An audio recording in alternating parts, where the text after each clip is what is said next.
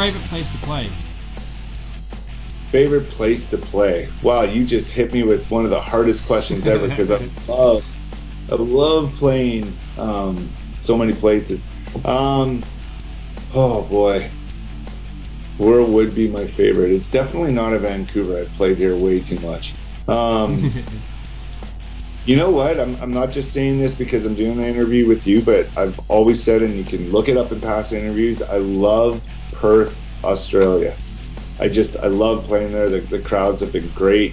And I just love the city, so that'd be one of my top places. But, another place that I love playing was Czech Republic, Prague. It's a beautiful city. I've always enjoyed playing there. Another place I really enjoyed was Santiago, Chile. So it's honestly, it's impossible to name just one, but sure. Perth is there. Let's say that. Fantastic. If you could trade places with any other band or artist, past or present, who would it be? Oh, Pantera is my biggest influence, man. So, when it comes to metal, my favorite band of all time is the Beatles, but I love playing the heavier stuff, so I'd say Pantera, man. They were an amazing band.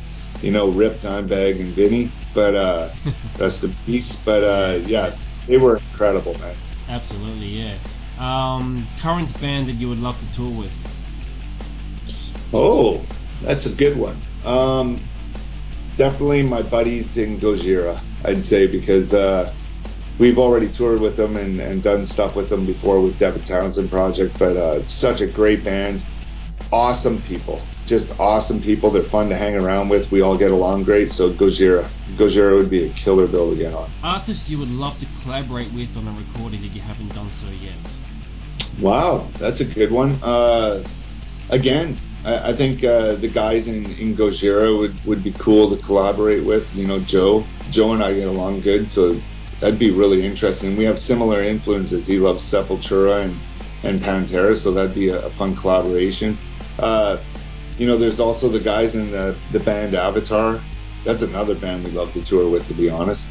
And I think we're on pars, with music with them as well, so they'd be a cool collaboration. Johannes, the singer, is incredible, so that'd be a fun collaboration as well.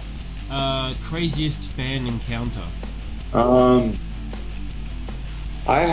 was backstage I was about to grab a shower, and my drum tech was, just before I was getting in, was like, hey, this girl wants to meet you, and I'm like, okay. I'm like, well, I'm about to get a shower while she's about to leave or whatever. And anyways, I go out there and I meet her, and she's cool and everything, and but obviously she was like kind of hitting on me and stuff, and I was just like, hey, no, I'm married, it's all good, and nice to meet you kind of thing. And then I go back and I'm getting ready to grab a shower or whatever, and next thing you know, I turn around just as about I'm taking my clothes off to get in the shower, there's this chick standing there. I'm like, what the hell? Like, she actually scared the crap out of me, man. I'm like, what the hell's going on? She's just, and I'm just like, Rory, get her out of here, and yeah, it was a bit of a surprise that she made it backstage, right? I'm just like, how the heck did she get back here? Yeah. It's like the security. I went to security. I'm like, aren't you guys doing your friggin' job? But yeah, that was pretty crazy. It scared the crap out of me, to be honest. I had no idea. Yeah. Most valuable advice ever given to you? You know what it is? It's between my father and my Opa. My Opa always had this quote, life is what you make it. And, my father always influenced me to say, do what you love and love what you do every single day. And that's what I've done throughout my life. And that's what's brought me here. It's what got me to the Devin Townsend Project gig, all that stuff. So those two quotes, by far the best advice ever, is life is truly what you make it. And do what you love and love what you do as much as you can every single day. Okay. What about proudest achievement in your career so far?